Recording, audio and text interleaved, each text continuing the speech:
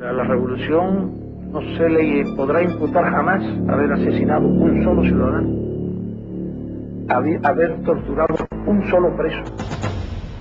En la historia de la revolución jamás se cometió violencia física contra las personas, jamás desapareció nadie, jamás fue nadie asesinado, jamás fue nadie torturado. Digan lo que digan los calumniadores al pueblo. Sin el socialismo, Cuba no sería un país en el que durante 42 años no se ha conocido la represión ni la brutalidad policial.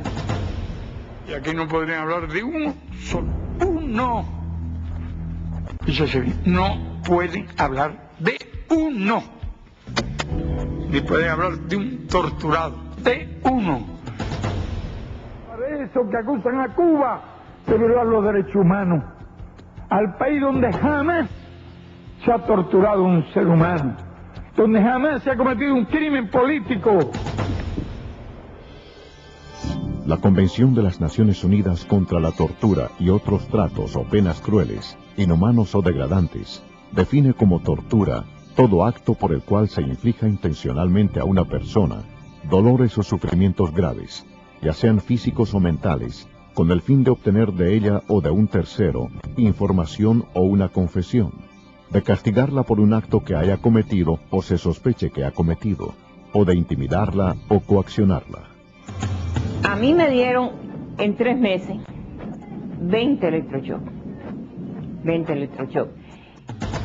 Lo primero que me hicieron fue ponerme una inyección y sacarme sangre por la vena, por el brazo. Ahí ya empecé la mente que no me daba muchas veces cuenta de lo que me estaba pasando.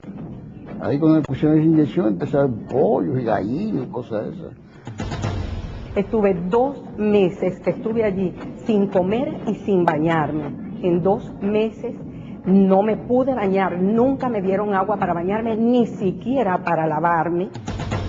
Ellos inoculan enfermedades a los presos políticos, porque cuando los ven concluyendo la condena, lo de ellos es provocarle cualquier perjuicio que le limite después continuar trabajando en la oposición cuando saquen libertad. O te sacan loco o desgastado, o te inoculan una enfermedad. Cuando a mí me daban golpes, me decían, contigo la cosa es más fácil, porque tú no nos puedes ver la cara.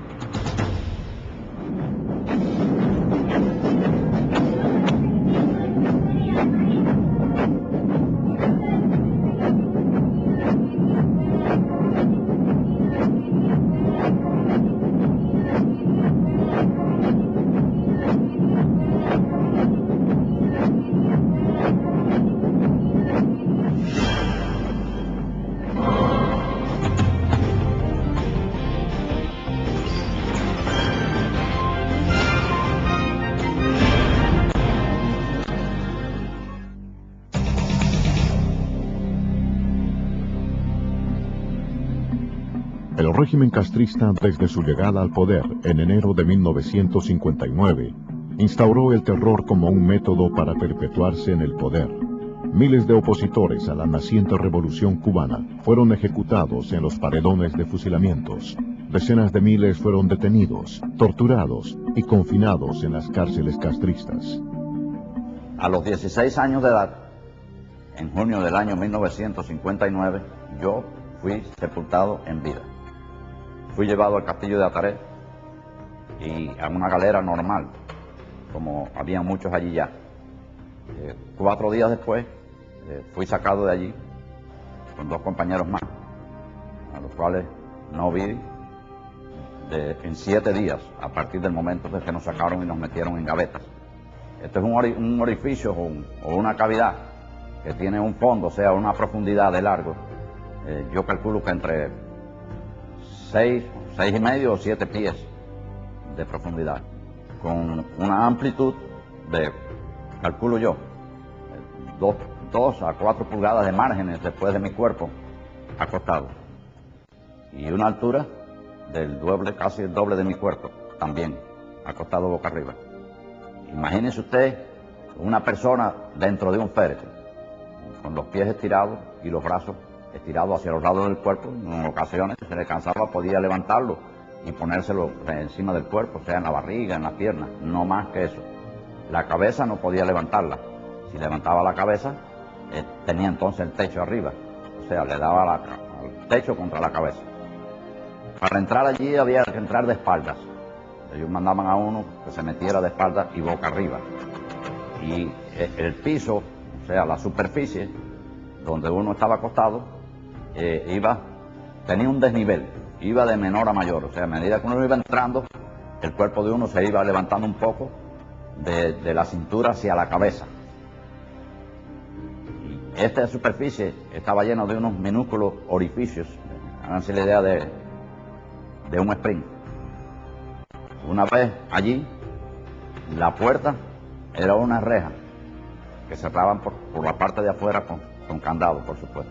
Una vez allí acostado, abrían la llave y este spring de agua comenzaba a correr de arriba hacia abajo. Como había un desnivel, el agua no se quedaba estancada. El agua corría desde el cuello hasta los pies y salía por la puerta de entrada, o sea, por la cavidad de entrada.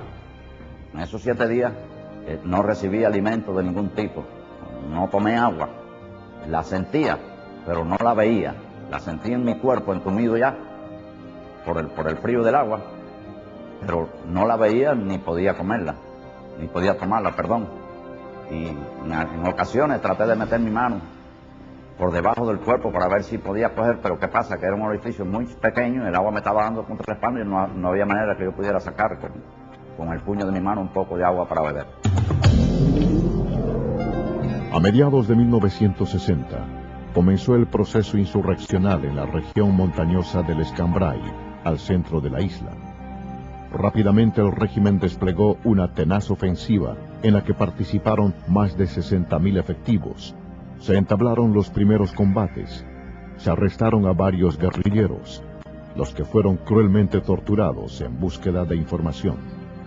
Caí preso y me tuvieron 28 años en la cárcel, y cuando caí me torturaron ahí en una poseta abajo del Topecollante. Querían que yo hablara o que dijera algo, que echara gente para adelante, algo de eso, y al ver que yo no hacía, me cogieron, me amagaron con una piedra y me tiraron por una poseta para abajo, a mí y a otro muchacho que estaba ahí. Y entonces me sacaron, cuando ya estaba muerto, ya me sacaron. Pero cuando vieron que yo no hablaba, me volvieron a tirar, pero ya el muchacho que estaba ahí conmigo no estaba ahí, me volvieron a tirar a mí solo.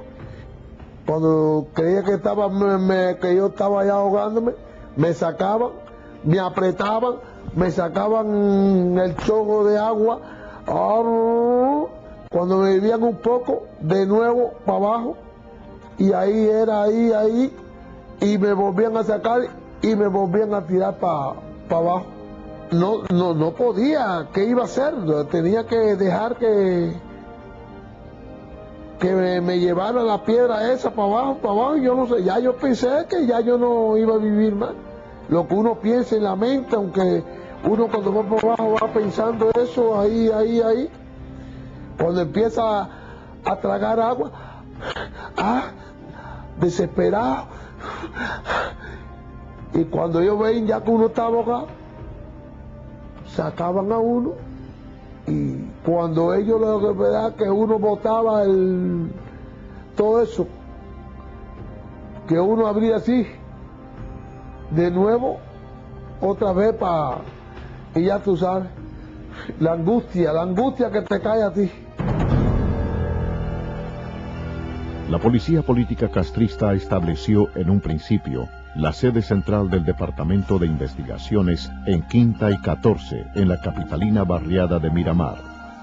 En estas improvisadas instalaciones fueron procesados los primeros miembros de la oposición al régimen castrocomunista. Muchos de estos prisioneros fueron trasladados a las llamadas cabañitas o casitas, un lugar desconocido donde eran cruelmente torturados. El proceso comenzaba en el patio de la unidad de Quinta y 14, había unos toldos bajos ya dentro del jeep para que no se supiera quién iba adentro. Te daban una capucha hecha con tela de mezclilla y un elástico ajustado al cuello. Te tiraban en la parte trasera del vehículo, te ponían una colcha por arriba y un miliciano te clavaba las dos botas rusas en la espalda y te clavaba también el cañón de la metralleta, diciéndote que si hablabas, si te movías siquiera y decías algo, te vaciaba el peine. Ese vehículo daba una serie de vueltas dentro del área, tratando de despistarte para que no supiera dónde te iban a conducir, y también para evitar quizá que estuviera alguien siguiendo el vehículo y pudiera averiguar algo sobre el lugar de destino.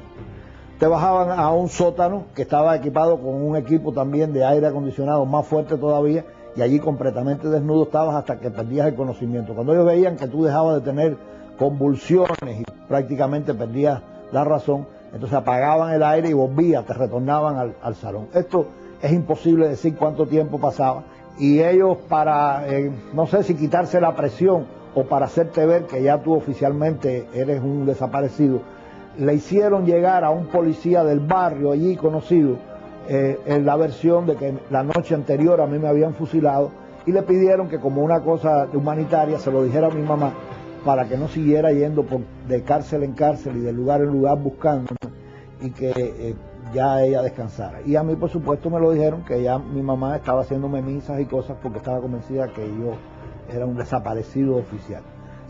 Durante este periodo, cuando tú te resistías a confesar, te llevaban a los lugares predilectos que ellos tenían, porque tenían una selección de lugares. Había una piscina donde te llevaban, por supuesto siempre con la capucha puesta, y en esa piscina tenían una bolsa grande de lona donde te introducían, la cerraban y te tiraban a la piscina. Cuando suponía que tú estabas ya medio ahogado, te faltaba el aire, pues te sacaban, te decían, vas a confesar, y si decías que no, volvías para el agua. Es imposible saber cuántas personas murieron en estos ensayos, porque no había una forma segura de saber cuál era el estado tuyo y cuánto habías respirado. Cuando ya ellos tuvieron lo que necesitaban de la causa, o pasó el tiempo que ellos habían considerado suficiente para esto, pues entonces te llevaban para el G2, y de ahí a unas galeras especiales que había en la cabaña, que habían estado soterradas bajo el suelo, y las habían limpiado para meter a los sobrevivientes, aunque fuera temporales, porque muchos de los que salieron vivos de allí, después en el juicio los condenaron a muerte. La cifra total de prisioneros políticos procesados en este campo de interrogatorios se ignora. También se desconoce el número de personas que, sometidas a un régimen especial de torturas, perdieron sus vidas en estas instalaciones que algunos denominaron como el Punto X. Caí preso en el año 1961, en el Quinti 14, de ahí me trasladaron para un lugar que le dicen las caballitas de tortura mental y física. Ahí fue donde empezó la cosa de la tortura. Lo primero que me hicieron fue ponerme una inyección y sacarme sangre por la vena por el brazo. Ahí ya empezó la mente que no me daba muchas veces cuenta de lo que me estaba pasando. Todos los días me fusilaban con balas de salva. Y yo sentía cuando tiraban 2 tiros de verdad y la gente gritaba. Y me viste que aquí fusilan, el próximo fusilamiento va a ser el tuyo. Y así sí me tuvieron varias veces, muchas veces me hicieron eso. Pero muchas veces me hicieron eso. Me dijeron, como que tú dices que eres católico y que Dios te va a sacar de aquí, y que lo que nosotros estamos haciendo es un pecado, te vamos a llevar a la iglesia para que te saquen de aquí, que Dios te saque de aquí, o el cura en el que tú creas. Así me dijeron. Muchacho, no quiero estar tú ahí. Me pusieron una campana ahí arriba, me metieron como en un closet. Y me dijo, si te caes para atrás, eso es un vacío, no te puedes mover de ahí. Y aquello era campana bien y campana abajo. Y bueno, de ahí salí loco. De ahí salí de verdad que lo que deseaba era morirme. Todos los días me hacían una cosa distinta. Me llevaban, me pusieron un foco grandísimo en la cabeza, me amarraron con las manos hacia el techo. Ahí empecé a caérseme el pelo. Yo por aquello no tenía ni patilla, ni pelo en el pecho, ni nada. De la cabeza se me cayó completo. Se me hicieron una llaga grandísima en la cabeza. Ahí me echaban agua en el piso. Me pusieron corriente, cables de corriente para que no me pudiera acostar en el piso. Si me orinaba por casualidad en el piso, venían 4 o 5 días, me envolvían en una coche y tenía que sacar todo el piso. Cuando le pedía agua, porque ya se empieza a perder la voz cuando uno tiene mucho tiempo sin tomar agua, después me dijeron, te vamos a traer agua. Entraron 4 de ellos y con el pene de ellos me orinaban toda la cara. Me dijeron también que me iban a apretar los testículos. Se sentó un señor con una cosita esa que le aprieta los lados y la hembra los caballos para que no se muevan, y empezó a apretar ahí hasta el resultado de eso, que todavía actualmente hoy tengo una venita ahí que el ratico si hago fuerza, hecho sangre. A la revolución no se le podrá imputar jamás haber asesinado un solo ciudadano, haber torturado un solo preso. A mediados de 1963, la naciente dictadura castrista traslada la sede del Departamento de Investigaciones a Villa Maristas, antiguo complejo educacional religioso, adaptando dichas instalaciones para interrogar a los opositores políticos, empleando métodos de torturas. La celda en el Departamento de Seguridad del Estado, en Villa Maristas, ¿verdad?, es de total aislamiento. Es una celda que tiene escasamente 2 metros de ancho, con 6 placas de madera que se bajan para dormir las personas. Cuando las placas se bajan, en el espacio que queda en el medio apenas cabe una persona parada así entre ellos. Esta celda se encuentra al final, tiene solamente 2 rendijas, así en forma diagonal, que no se ve nada para afuera.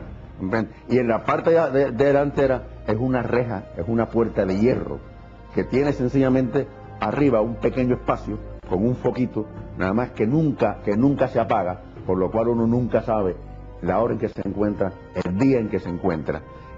Tiene un aspillero donde los guardias vienen y le dan a uno la comida. Uno no sabe cuándo se la dan, si era la hora de comer, si era la hora de almorzar, no sabe cuándo. Para uno ir a sus necesidades, en la parte pegada a la puerta, hay un espacio en que tiene lo que le llaman los servicios turcos, un hueco para hacer sus necesidades, defecar u orinar. Y ahí mismo una pila que está como a un pie de ese hueco sanitario, donde tiene que tomar el agua uno cuando el agua viene, y una ducha cuando el agua de vez en cuando puede venir. Ahí te desaparecen. La familia no sabe dónde te encuentras, estás desaparecido hasta el tiempo que ellos entienden que te pueden darle a la familia el lugar en que tú te encuentras, y una visita tan pequeña como de unos minutos en los que el interrogador no permite que hable más nada de cómo se encuentra uno y está escuchándolo todo.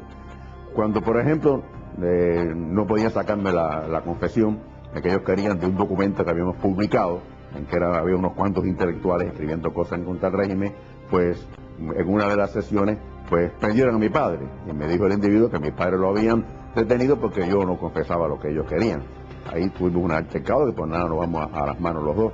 Pues no pudieron conseguirlo, pues entonces en esos casos, cuando uno tiene rebeldía para la confesión, hacen varias cosas, entre ellos, fue el caso que yo conozco en mi persona, te sacaban de esta celda y te ponían otra celda. Esa otra celda era una celda congelada, en que tú no tenías con qué taparte, el mono que te daban apenas te cubría el cuerpo, y ahí estaba en ese tiempo, toda esa noche, el tiempo que ellos quisieran, con un frío horrendo, donde realmente era insoportable aguantarlo, ¿verdad? Y eso era el cambio entre las otras cosas que te hacían para sacarte la confesión. Cientos de opositores cubanos fueron y son actualmente interrogados y torturados en las instalaciones de Villa Maristas y en otras similares diseminadas por toda la isla. El día 10 de diciembre de 1962 fui interceptada en una calle de La Habana por 4 personas que se identificaron conmigo como de seguridad del Estado. Me levantaron casi en vilo, me metieron a empujones en un carro y me llevaron hacia Villa Maristas. Los interrogatorios eran en una habitación muy pequeña, se metían allí 4 hombres y yo sentada contra la pared, y aquellos hombres todos así con sus piernas hacia afuera, porque parece que ellos querían conquistar como mujer, y se insinuaban. Cuando vieron que mi posición era radical con ellos, pues me empezaron a decir que si yo no hablaba, decía lo que quería, pues ellos me iban a decir el sentimiento de ellos. Me dijeron que las mujeres como yo, a esa edad, que hacían contrarrevolución eran porque eran putas. Así, con 4 palabras, por lo que me metieron en una celda tapiada totalmente, y lo que había allí por baño era un solo hueco allí en el piso. Fue para mí desastroso eso, porque como yo era una mujer tan joven, apenas 20 años, como toda mujer, tenía mi menstruación para entonces.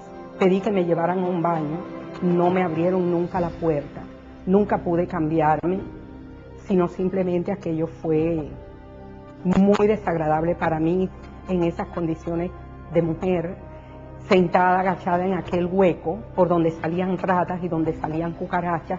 Eran días de frío y no me trajeron nada con qué taparme. El frío era terrible y solamente tenía para taparme la misma saya que yo tenía, me la ponía así, doblaba las piernas.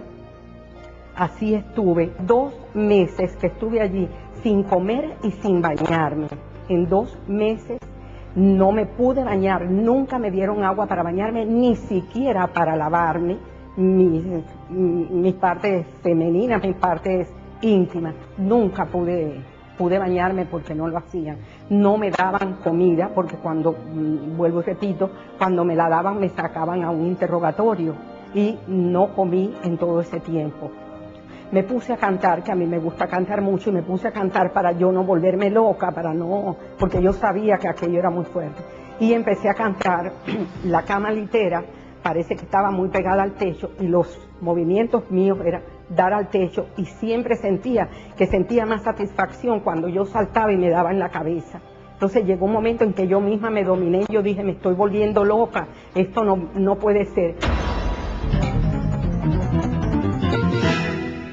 Que en la historia de la revolución jamás se cometió violencia física contra las personas, jamás desapareció nadie, jamás fue nadie asesinado, jamás fue nadie torturado. Digan lo que digan los calumniadores al pueblo. El régimen, durante las casi 5 décadas en el poder, ha empleado diferentes fármacos como instrumentos de torturas. Decenas de prisioneros políticos han sufrido los efectos de medicamentos usados con fines de producir procesos hipnóticos y de esa forma obtener informaciones. Me trasladaron directamente a Villa Marista. Desde que llegué a Villa Marista, pues me dieron un papel para que lo llenara y me pusieron en un lugar muy frío, muy frío. No pude escribir nada por el frío que había. En cada 5 minutos me sacaron 2 o 3 veces. La segunda vez ya me incomunicaron por 18 días. En esos 18 días estaba en una celda que yo no sabía si era de noche o de día. Uno de estos momentos, no sé, por la noche o por el día, ellos vinieron y me pusieron pentotal sódico. Yo tenía conocimiento ya más o menos lo que hacía el pentotal sódico. Cuando me pusieron esos, parece que me afectó las vías respiratorias, porque eso deprime el sistema nervioso central, deprime también la respiración, y me cerró un poco la glotis. Como yo estaba en una tapiada, yo empecé a darle golpe a la ventanita pequeña esa que estaba, porque me ahogaba, me faltaba el aire. Y entonces cuando abrieron la ventana, yo tiré las manos para afuera ahí, porque no podía, me estaba cayendo. Entonces abrieron la puerta y caí en medio de un pasillo ahí, como si fuera un animal. Entonces me arrastraron, vino un enfermero, se llamaba David, y entonces me estuvo reconociendo ahí en el piso, y así mismo me arrastraron y me metieron para adentro así, sin mirar más. Cuando estaba tirado en esa camilla, pues vinieron como 3 oficiales, que recuerde yo, a lo mejor fue parte de la parte hipnótica, porque esto tiene productos hipnóticos, un barbitúrico, y estaban frente a mí y decían, sí, él es. No sé en qué momento, más tarde, me sacaron de allí a patadas, empujones, ya que eran unos pasillos oscuros, yo no veía nada, por el suelo me robaban, me llevaban rodando por el suelo, empujándome, dándome golpes, y cuando llegué al lugar de interrogatorio estaban 3 personas. Jorge Leve Apiere era el interrogador principal. Desde que llegué, cogió y me tiró contra una silla, me dijo, asesino, mataste a una vieja, mataste a un niño, una escuela, una bomba. Dije, pero yo no sabía ni qué me estaba hablando, porque sabía que todo eso era mentira. Pero así todo, yo estaba confuso, porque la mente mía no me daba. Y entonces me empezaron a dar golpes, me tiraron contra el piso, en el piso me patearon, y así se cansaron de maltratarme ahí en el piso. Entonces yo me quedé en el piso, pues ya me quedaba, yo oía, yo estaba algo consciente de lo que estaban hablando. Pero entonces llamaron al enfermero, parece que yo tenía la presión baja o algo de eso, me reconoció y dijo, déjenlo ya. El Presidio Modelo, o Reclusorio Nacional para Hombres de la Isla de Pinos, fue el penal escogido por el régimen castrista para confinar desde el propio año 1959 a los prisioneros políticos cubanos. Más de 5.000 hombres fueron encarcelados en las 4 circulares y los edificios que conformaban el penal. Tal vez 2 meses después de la invasión de Bahía de Cochino, fue que se dinamitó la isla, se pusieron las 24.000 libras de trinito tolueno en las 4 circulares, las cuales tenían en aquel momento, más los pabellones y otras áreas, alrededor de 5 o 6.000 prisioneros políticos. Con esto se perseguía, pues, el de que si había algún otro intento, como el de Bahía de Cochinos, eliminar en forma colectiva a una oposición, es, si no un genocidio, el intento de aplastar en una forma brutal, desde el punto de vista psicológico, a un grupo de hombres que solamente estaban allí por defender el derecho de pensar, de opinar y de creer. El director de presidio en ese entonces, Tarrao de apellido, visitó todas las circulares. En la circular 4, parado en la planta baja, pues gritó como si fuera dueño de todo aquello, que el hijo de puta que creyera que iba a salir con vida estaba totalmente equivocado. Después de hacer varias consultas con gente entendida en materia de explosivos, llegaron a la conclusión de que si las 24.000 libras de trinito tolueno que estaban en los 4 edificios detonaban, más el material bélico que por simpatía lo haría, la isla se convertiría en un cráter y la onda expansiva afectaría a La Habana.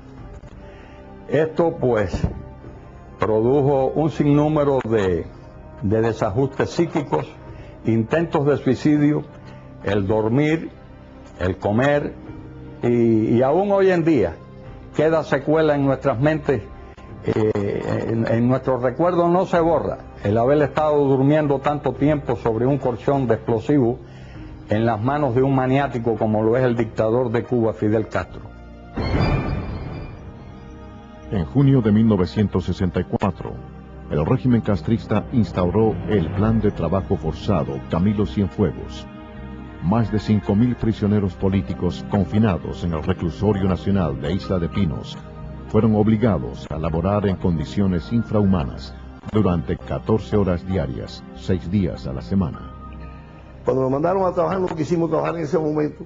Mandaron a buscar a presidio 3 refuerzos militares para obligarnos y regresaron 3 camiones atestados de guardias bien armados con bayonetas caladas.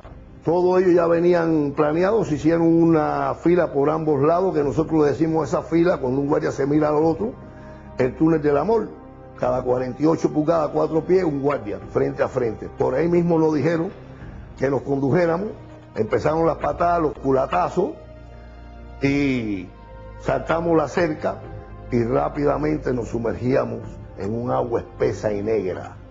Ya nos empezamos a dar cuenta que estábamos en la famosa Mojonera, la laguna de saneamiento o de aguas albañales, que es lo que se hacía antes para cuando había una gran conglomerado y no había alcantarillado ni otras cosas donde botar toda esa serie de aguas usadas.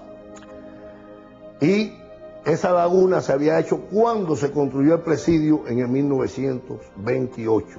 Tenía, cuando nosotros llegamos allí, 30 y pico de años de uso, de concentración de excrementos, de aguas negras y de bacterias añejas en su contenido.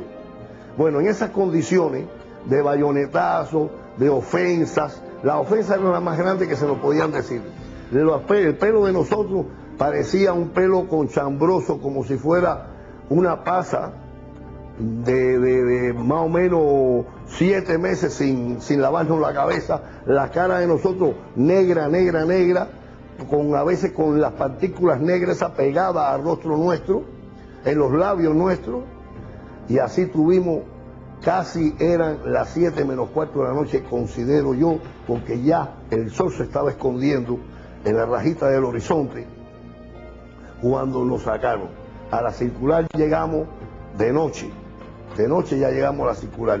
Y me recuerdo que cuando nosotros llegamos se corrían, que dónde estábamos nosotros. Nada más que entramos, corrieron todo el mundo, pero no sabían cuál había sido el destino.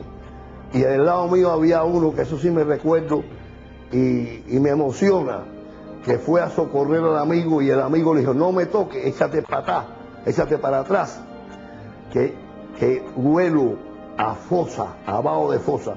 Y lo cogió por el brazo y le dijo, mi amigo, usted huele a dignidad, deme un abrazo. Y se lo llevó.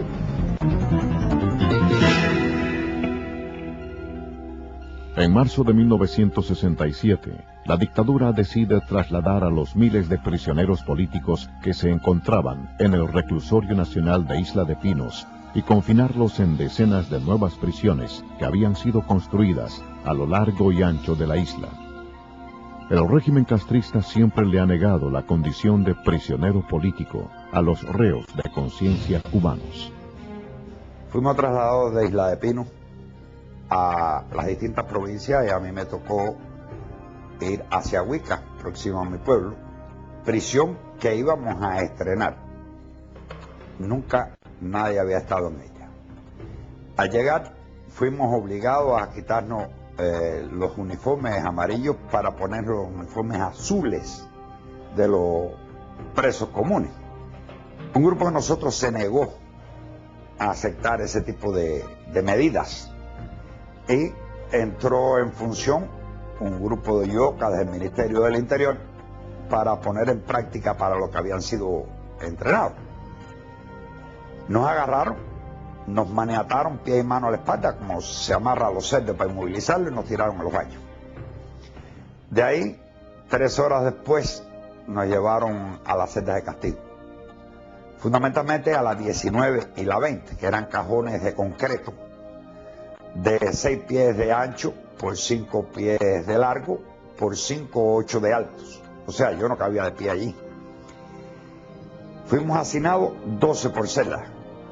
Ya comprenderán que siendo hermética con una plancha en la puerta, pues respirar era prácticamente imposible. Allí permanecimos por 3 días, al cabo de los cuales quedé solo en la celda 20.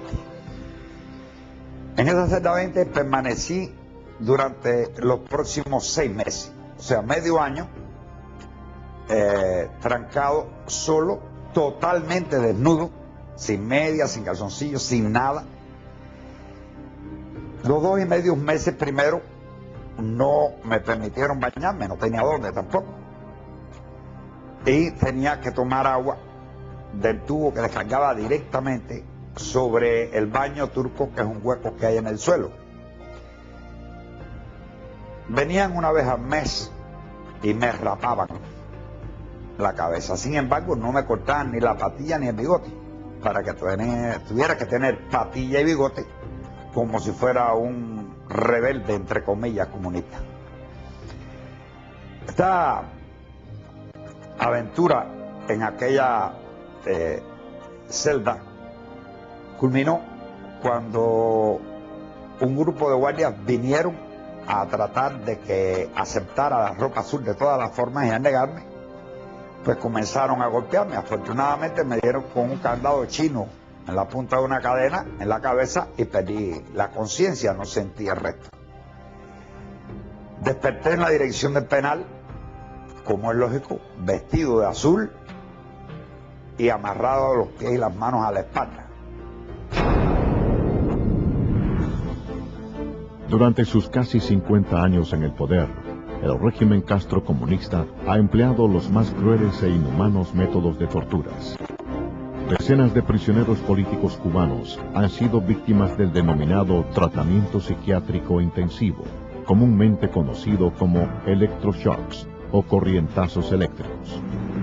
Las salas Carbó Serviar, Córdoba y Castellanos del Hospital Psiquiátrico de La Habana, conocido como Mazorra, fueron testigos de estas criminales prácticas.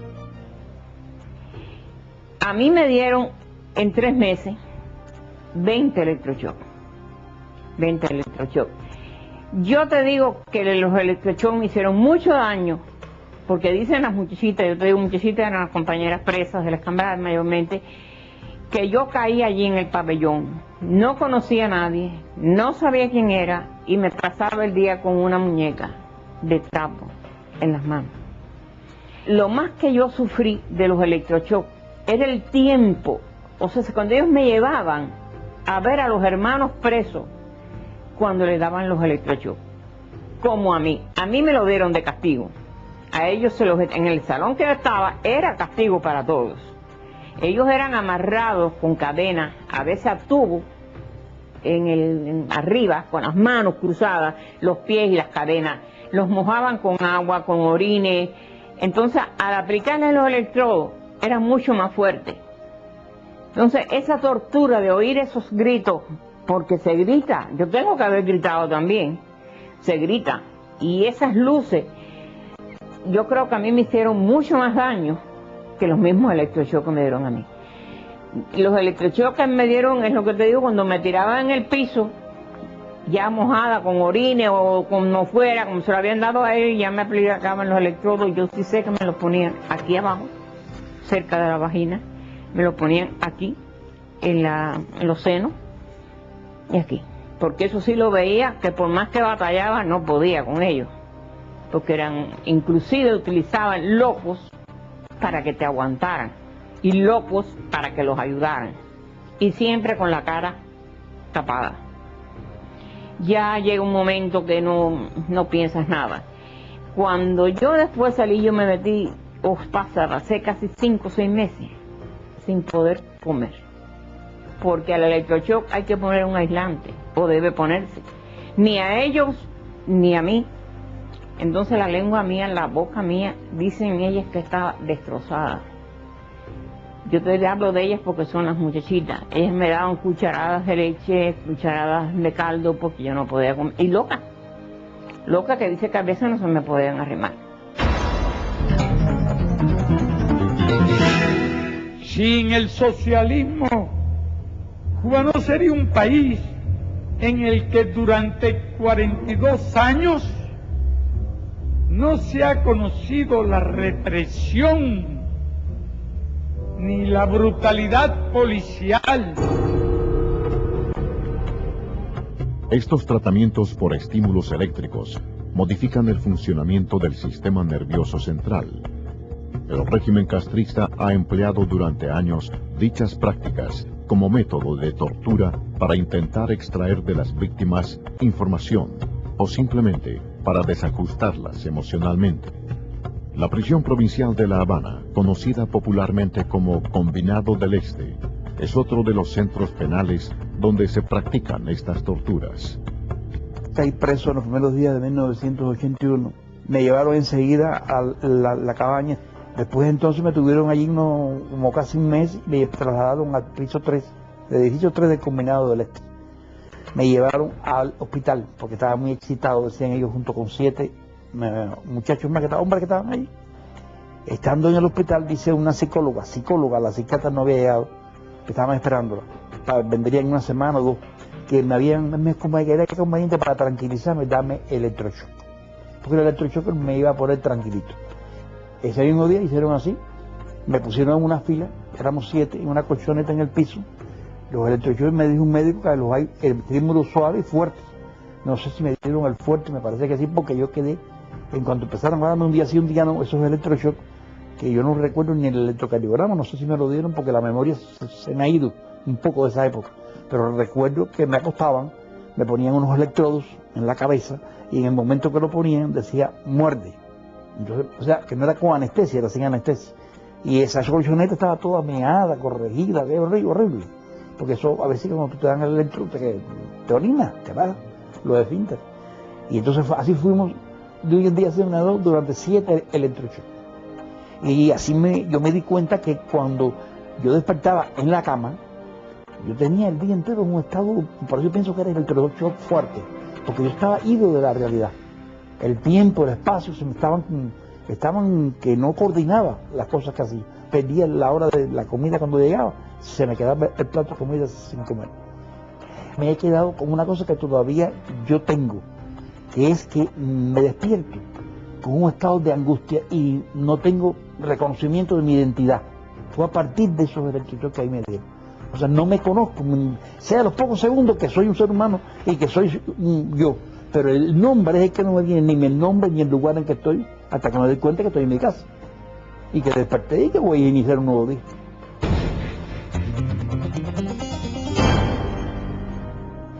Varias decenas de prisioneros políticos dejaron sus vidas en las cárceles cubanas, víctimas de la represión de los carceleros del régimen. Otros, aunque corrieron mejor suerte, fueron mutilados y guardan en sus cuerpos las imborrables huellas de los tratos crueles e inhumanos recibidos. En el patio de la cabaña, en el año 1975, yendo a almorzar al comedor, nos paran y nos llaman, nos dicen que tenemos que ir en fila, cosa que nosotros nunca hacíamos. Todo eso era preparado para agredirnos. Al decirle que nosotros nunca íbamos en fila al comedor porque no era necesario, era un tramo de unos 40 o 50 metros, un militar de apellido Borroto me dijo a mí, póngase en fila. Yo le dije, nosotros no nos acostumbramos a ir en fila al comedor.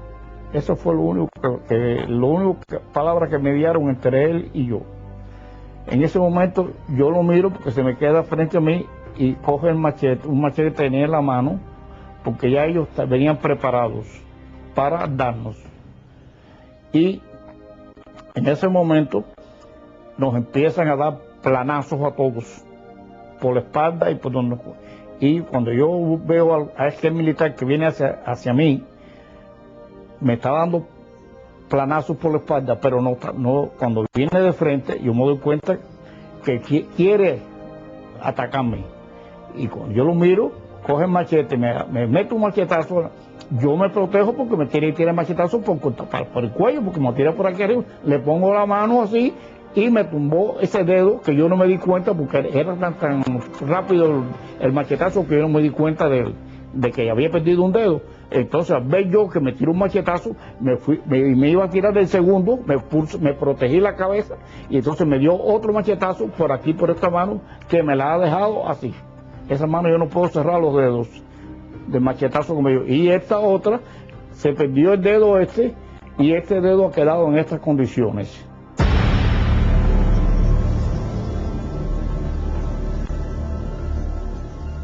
La incertidumbre, la incomunicación, el no saber cuáles son los cargos imputados, es otro de los métodos de castigo impuestos por el régimen castrista a lo largo de sus cerca de 5 décadas de permanencia en el poder. Muchos opositores al régimen han cumplido años de confinamiento político, sin haber sido condenados por un tribunal. Cumplí mi primera condena como presa política en 1997. Allí tuve la amarguísima experiencia de pasar por una prisión tan conocida como Manto Negro. Después de haber cumplido mi condena en Manto Negro, pasé también por la seguridad del Estado del Centro de Investigaciones Villa Marista y Ciénaga de Agó, donde hubo de cumplir varios años sin siquiera ser condenada por un tribunal. Es decir, ellos decían que estaba bajo investigación, pero allí me tenían 6 meses, después me sacaban de Villa Marista y me llevaban para Ciénaga de Agó y 6 meses más, porque era el tiempo límite que tenían para tener una persona presa. En estas celdas de castigo yo conocí el lugar más siniestro del mundo. Era una celda pequeñita, la cama era de concreto, daban solamente una sábana y una colchoneta de trapo a las 11 de la noche y te la quitaban a las 6 de la mañana. No había espacio para caminar, para hacer ningún tipo de ejercicio, solamente un hoyo para hacer las necesidades. No te ponían agua, solamente la que ellos te traían en un vaso. Es decir, que te tenías que bañar cuando ellos querían, si no, no te podías bañar. No tenías agua para nada. Una abstinencia horrible. Y algo que me impactó mucho era la gritería de todas las demás presas. No nos veíamos ninguna, porque eran celdas muy pequeñas y totalmente tapiadas, pero sí se oían cómo gritaban. Gritaban porque le daba claustrofobia estar encerrada, porque no soportaban aquello, empezaban a darse golpes ellas mismas, trataban de partirse un brazo, de hacerse heridas para que las sacaran de aquellos lugares tan siniestros.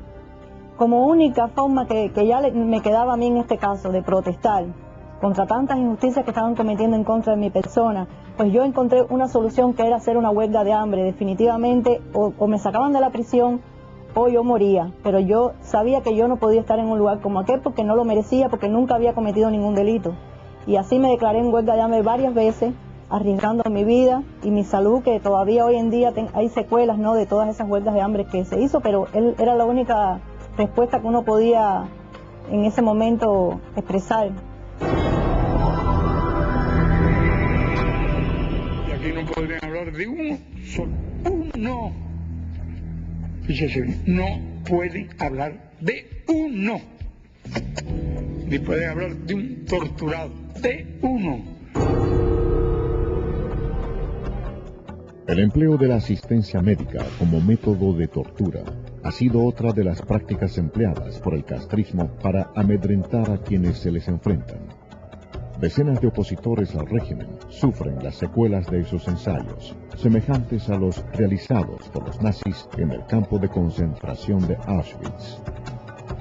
Una vez en Villa Marista, donde me comienzan los dolores de la columna, el instructor que me estaba asistiendo en ese momento, llamado Ariel Roja Capitán, es el que me informa que voy a ser trasladado a la sala de la seguridad del Estado, lo que es la parte del hospital, para que allí me ofrezcan asistencia médica.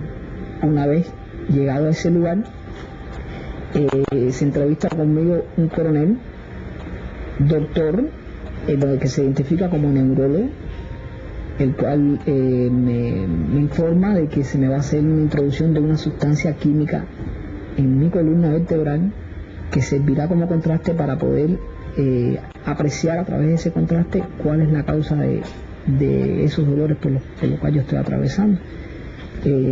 Realmente yo siempre dudé y siempre le temí, me aterrorizaba la idea de que de caer en las manos de los médicos, porque era una forma fácil de ser vulnerable, yo me convertía en un blanco fácil, pero estaba en una disyuntiva: o continuaba con esa crisis de dolor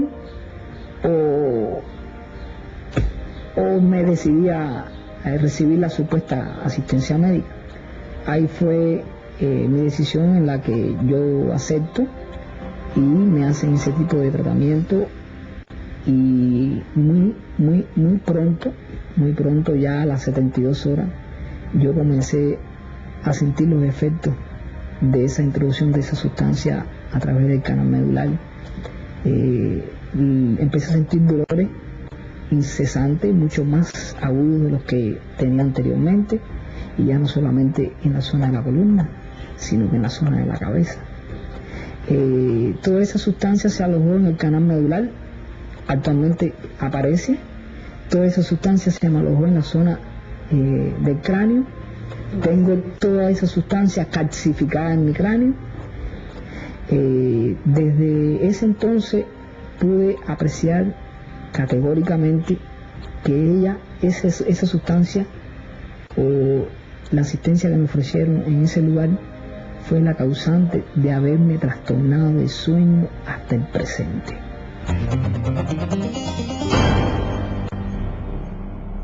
En su afán por neutralizar la oposición, el régimen castrista ha empleado durante sus más de 4 décadas de permanencia en el poder los métodos más inimaginables, con un objetivo: desarticular a la oposición política cubana.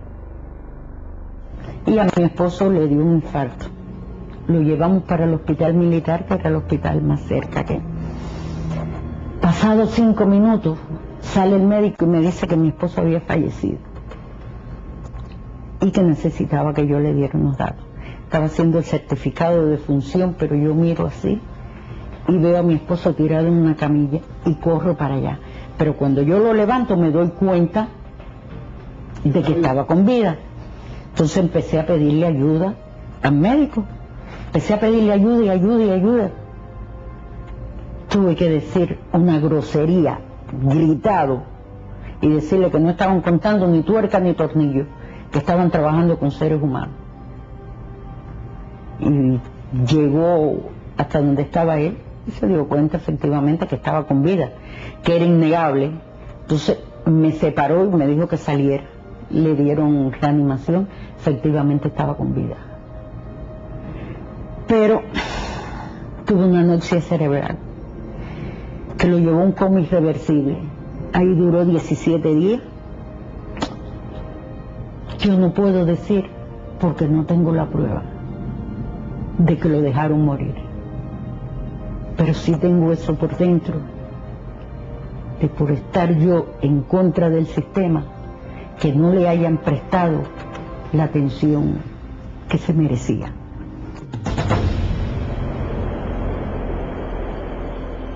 La policía política, sus escuadrones paramilitares, disfrazados bajo el nombre de Brigadas de Respuesta Rápida, han reprimido desde 1959 cualquier acto de respuesta o denuncia popular.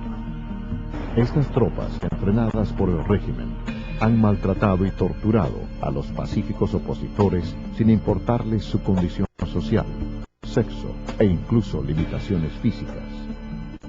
Se hizo la exhortación para noviembre de 2008.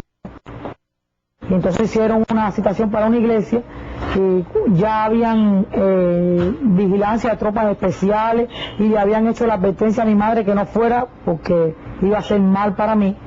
Y yo fui, me detuvieron en la parada de huevos, me llevaron a la unidad de la María Luisa y cuando varias veces traté de levantarme porque me tiraron al suelo, me agarraron así, mientras me llevaban para allí para que yo no gritara abajo.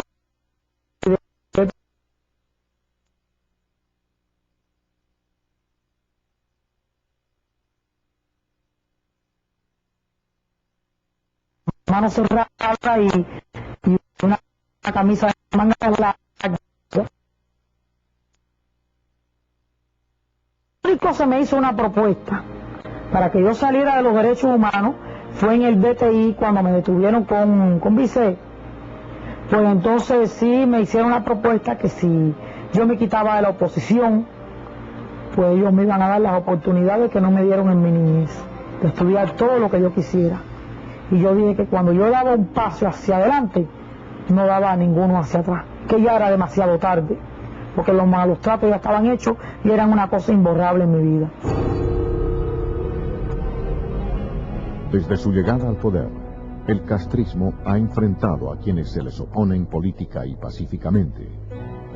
El régimen castrista ha empleado los más crueles, inhumanos y degradantes métodos de tortura para silenciar la voz de quienes reclaman el regreso de la democracia a la isla. Uno de los efectivos de la cárcel que más se destacó por reprimirme y por crearme situaciones difíciles a mí, que es teniente José Ruiz Collado, él en una ocasión manifestó públicamente y abiertamente que si yo lograba salir en libertad, salía con tuberculosis.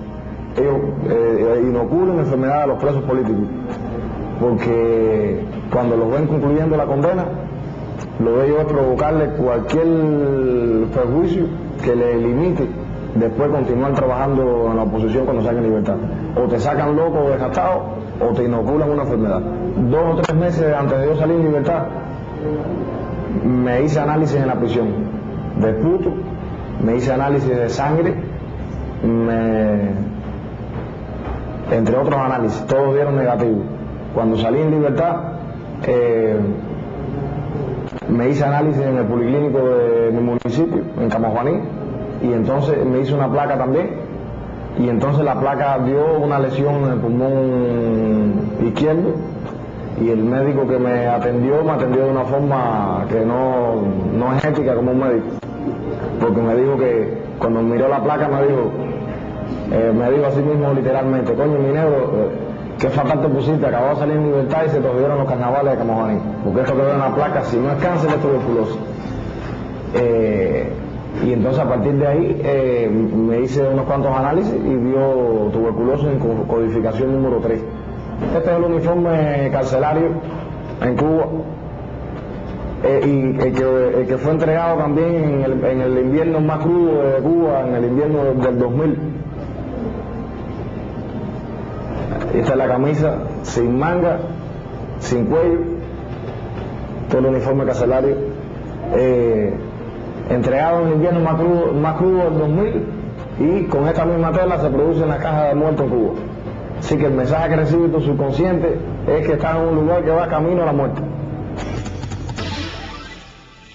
De esos que acusan a Cuba de violar los derechos humanos, al país donde jamás se ha torturado un ser humano, donde jamás se ha cometido un crimen político. Miles de hombres y mujeres han muerto víctimas de la represión del régimen.